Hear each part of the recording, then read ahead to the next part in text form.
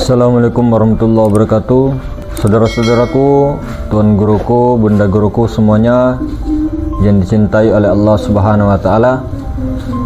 Hadirin semulakan, kita ketahui Allah Subhanahu wa taala secara syariatnya menjadikan dua bola mata untuk kita, dua buah telinga untuk kita. Kemudian ada hati pada kita. Kemudian apa tugas dua bola mata ini? Tugas dua bola mata ini untuk melihat apa? Melihat keagungan, kebesaran Allah Subhanahu wa taala. Tugasnya untuk melihat af'al Allah pada alam semesta. Itu tugas bola mata kita di dunia ini, di alam penyaksian ini. Tugasnya untuk melihat, bukan untuk melihat sesuatu perkara-perkara makhluk, perkara yang sia-sia. Apakah mata kita ini bisa melihat daripada perkara-perkara yang tidak terlihat mata? Bisa, ketika mata hati kita telah terbuka sehingga mata zuhir kita ikut melihat Allah Subhanahu wa taala, melihat af'al Allah, melihat asma Allah, melihat sifat Allah, melihat zat Allah. Tentunya melihat dengan jelas terang dengan mata, ketika persyaratannya mata hati kita tidaklah buta. Kemudian Allah Ta'ala berikan kita pendengaran, kedua pendengaran telinga ini untuk mendengar kalam-kalam daripada Allah Subhanahu wa taala, bukan hanya untuk mendengar kalam-kalam daripada makhluk. Lantas bagaimana kita bisa mendengarkan kalam Allah sementara kita ini sehari-hari bekerja, kita ini sehari-hari kesana kemari, bahkan tidak ada waktu untuk berdiam diri. Ketahuilah saudara-saudara, kita semua bisa mendengar. Hakikatnya Allah Ta'ala juga yang mendengarkan. Artinya secara syariat kita semua bisa mendengarkan kalam-kalam Allah, baik itu dalam kalam apapun sebenarnya. Tapi dengan syarat, syariatnya mendengarnya dengan telinga, tapi dengan syaratnya telinga batin kita ini tidak ada lagi hijab. Artinya tembus pandang telinga batin kita ini, kemudian terpantul tajalli kepada telinga zahir kita, sehingga bisa mendengar segala ucapan-ucapan daripada kalam-kalam Allah Subhanahu wa taala.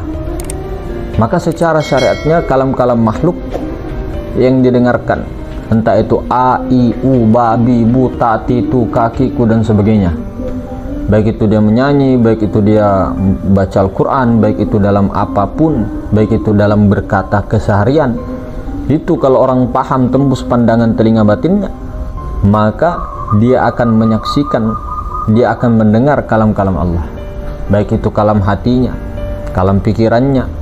Dia esakan semua itu, dia leburkan semua itu, tidak ada lagi dalam pandangan pendengarannya itu pendengaran makhluk selain daripada kalamullah. Kenapa bisa seperti itu? Karena orang-orang seperti ini sudah terbuka daripada hijab pandangannya, sudah terbuka daripada hijab pendengarannya. Nah, itulah orang-orang yang ahlul mukasyafah. Tentunya dengan berbagai laku-laku prihatin, laku-laku mujahadah, ataupun tarikan oleh Allah Subhanahu wa taala, yaitu jazbah, atau ditarik langsung di mukasyafah sehingga tembus pandang pendengarannya, penglihatannya. Itu gunanya pendengaran, gunanya penglihatan. Terus gunanya hati itu apa? Tugasnya hati yang sebenarnya itu apa? Nah, di sini ada hati jasmani, ada hati ruhani, ada hati nurani, ada hati rabbaniyah. Tentunya yang perlu kita betul-betulkan selama ini harus langsung ke pusat, yaitu membuka sir hati rabbaniyah itu, hati yang paling dalam, sehingga dapat menembus semua alam-alam yang menghijab daripada Allah Subhanahu wa taala. Alam nasut, menghijab kepada Allah, alam malki menghijab kepada Allah, alam malakut menghijab juga kepada Allah, alam jabarut, alam lahut menghijab kepada Allah, kecuali alam hahut. Maka hadirin semuanya, bagaimana caranya untuk mengaktifkan itu semua? Perlu mujahadah, perlu thariqah, perlu jalan. Kecuali jalur yang jazbah tadi, tarikan. Jadi ada dua jalur, kita ketahui jalur tauhid dengan jalur nur, pilihlah salah satu. Meskipun kita berjalur, berthariqah, berkendaraan dan sebagainya, pahamilah bahwa itu semua adalah bukan karena jalurnya, bukan karena thariqahnya. Bukan berarti bukan karena thariqahnya, bukan karena jalurnya terus kita tidak mau lagi berthariqah. Oh, itu kita namanya itu sombong. Oh, sudah kok, sudah begini kok, sudah begitu. Oh, itu namanya jabariyah. Oh, ini gara-gara amalan saya. Oh, ini gara-gara thariqah saya. Seandainya saya tidak berthariqah ini, saya tidak akan sampai ini. Oh, ini Mu'tazilah. Nah, bagaimana ahlul mukasyafah? Dia tetap berthariqah secara syariatnya, tetapi hakikatnya dia tidak mengandalkan daripada thariqah. Jadi itu tadi, kembali lagi tadi. Maka hati surabbaniyah ini ketika sudah aktif, maka hati nurani bersih, hati ruhani bersih, hati jasmani bersih. Maka ketika hati si Rabbani ini sudah bersih, maka terbukalah rahasia-rahasia keilahian, rahasia-rahasia ketuhanan, sehingga dia zikirnya nikmat, dia punya mendirikan sholatnya nikmat, dia baca Qur'annya nikmat, dia sebut-sebut sholawat nikmat, semuanya nikmat. Di dalam ilmu-ilmu syariat-syariat yang dia kerjakan nikmat, senikmat-nikmatnya. Kemudian kita patut berhati-hati kepada orang alim ulama yang mengatakan dirinya ulama, syekh, ustadz, kiai, atau apapun namanya, menjelaskan tentang Allah tapi tidak paham kepada Allah, berbicara tentang Allah tapi tidak tahu siapa Allah sebenarnya. Inilah orang ulama-ulama penipu sebenarnya, menipu daripada dirinya sendiri, menipu umat, menyesatkan dirinya sendiri. Kemana-mana dia sesatkan orang, tapi ternyata diri kita sendiri yang sesat karena tidak memahami apa yang kita ucapkan, apa yang terlontarkan dari mulut, sehingga dia berbicara dia dengan keakuannya dia, sehingga dia melihat dengan keakuan dia, sehingga dia mendengar dengan pendengaran dia. Maka inilah ulama-ulama su'u sebenarnya. Tapi jangan berarti ketika ada seperti itu ditolak semua perkalam-kalamnya, kata-katanya. Jadi kalau orang-orang ahlul mukasyafah, siapapun orangnya, dia pandang bukan lagi orangnya, tapi kalam yang dilontarkannya. Begitu juga dengan apa-apa yang ada di hadapannya, afalnya, asmanya, sifatnya, zatnya, hanya itu yang dipandang kesehari-harian, bahkan pada dirinya, bahkan kepada syariatnya orang-orang atau pada alam semesta. Tidak dipandangnya lagi alam semesta, tidak dipandangnya lagi orang-orang itu. Yang dipandang adalah zat sifat asma af'al, zat sifat asma af'al Allah. Sehingga itu tadi, ketika orang-orang yang betul-betul mendudukkan ini secara syariat, orang-orang guru-guru yang betul-betul mendudukkan di praktek tajalli, di praktek untuk menemukan guru maha guru atau maha guru sejati yang sebenar-benar diri itu. Nah, itulah orang-orang yang sebenarnya tidak banyak ungkapan-ungkapan yang dikeluarkan, kemudian bercerita dongeng-dongeng, artinya dongeng-dongeng yang dia dapatkan ternyata dia belum mendapatkannya, atau cerita-cerita yang dikalamkan, yang diceritakan ternyata dia juga masih bingung. Nah, inilah yang kata leluhur kita, guru-guru kita, para wali-wali kita mengatakan, jangan kau sembarang mencari orang-orang yang seperti itu, meskipun janggutnya sampai bawah, meskipun sorbannya seperti ban Vespa, meskipun sunnah luar biasa. Bukan menghina, tidak. Justru ini sunnah juga lebih bagus lagi, justru bagus, malah paling afdol. Cuma ketika kita hanya di pakaian saja, hanya di perkataan saja, hanya kepintarannya saja, tapi kita tidak mampu menembus ke dalamnya, maka itulah yang sia-sia sebenarnya. Kenapa? Karena kita hari-hari munafik. Kenapa munafik? Membicarakan terus, tapi tidak tahu kemana arahnya.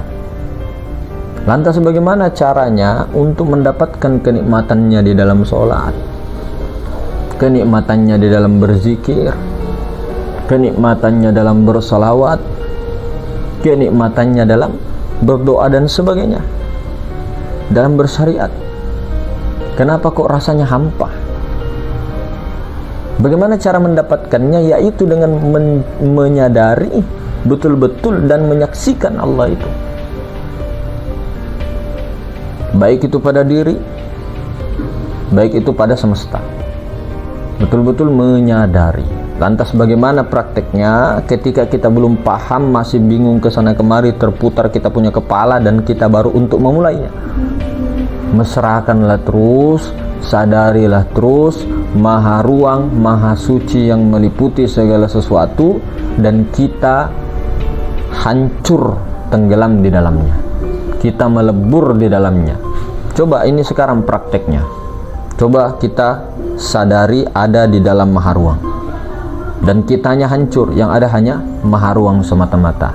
Nah, ini mesrakan terus kemana-mana, kemana-mana dalam keadaan berjalan, dalam keadaan berzikir. Oh, digerakkan oleh Maha Ruang. Oh, diperlihatkan yang melihat Maha Ruang. Nah, semua itu dulu. Nanti ketika kalau sudah duduk di situ, nah, akunya Maha Ruang itulah yang menyaksikan segala sesuatu yang berada di dalam dirinya, termasuk Nur Muhammad, termasuk alam semesta juga, tiada lain daripada Nur Muhammad. Jadi kalau sudah duduk di aku Maha Ruang, di akunya Allah itu, maka akuannya Allah itu yang menyaksikan dalam dirinya, itu Nur Muhammad sallallahu alaihi wasallam. Sehingga nikmatlah ibadah, sehingga nikmatlah berkekalan lah. Karena kenapa?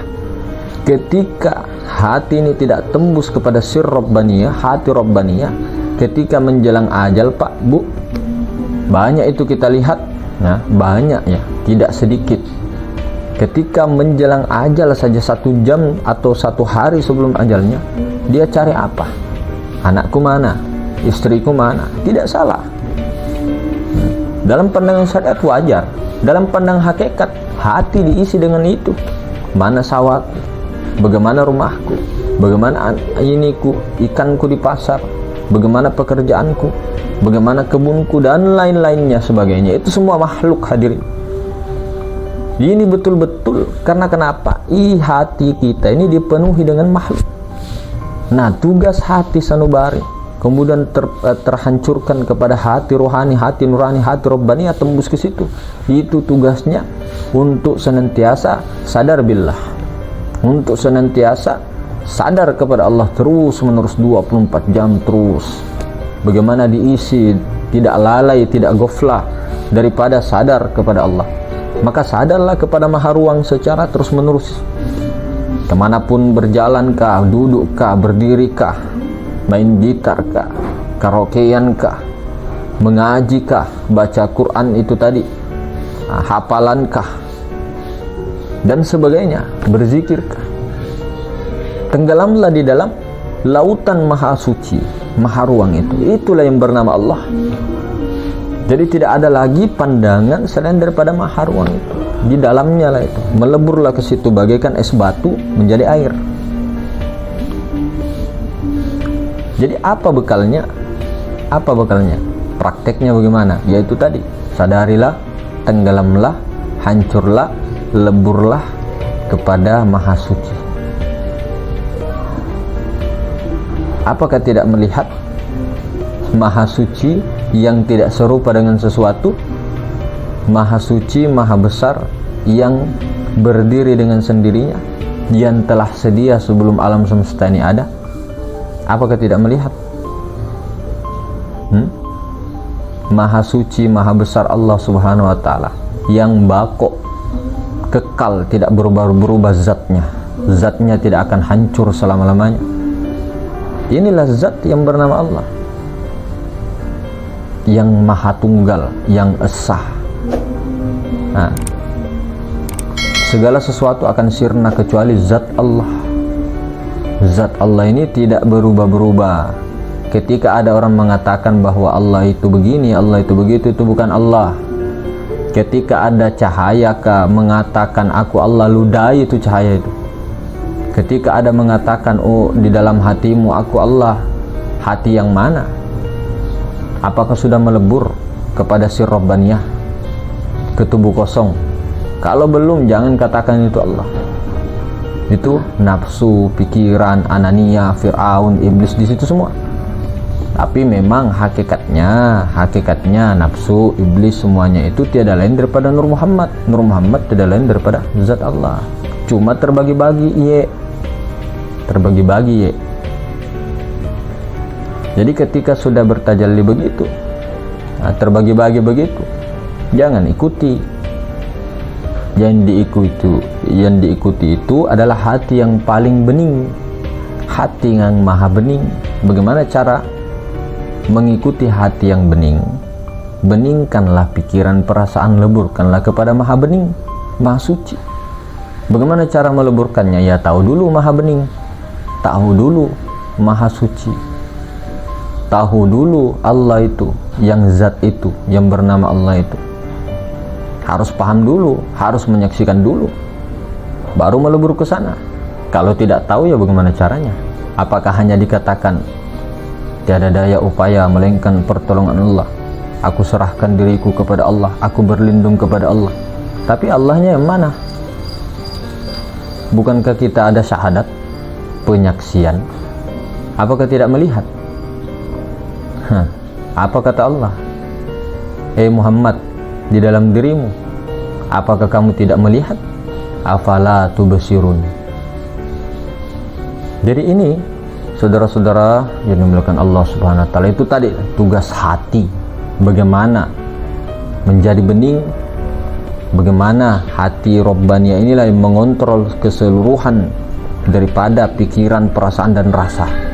Kalau hati Rabbaniyah tidak tembus, tidak bening saudara-saudara, maka cerita mati kita bisa nikmatnya ibadah, nikmatnya syariat, nikmatnya segala-galanya.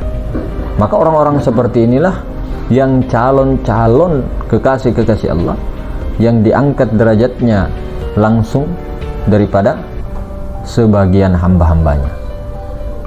Maka hadirin, senantiasalah ketika kita belum mendapatkan petunjuk dan belum bisa dan sebagainya, sadarkanlah terus sambil selawat.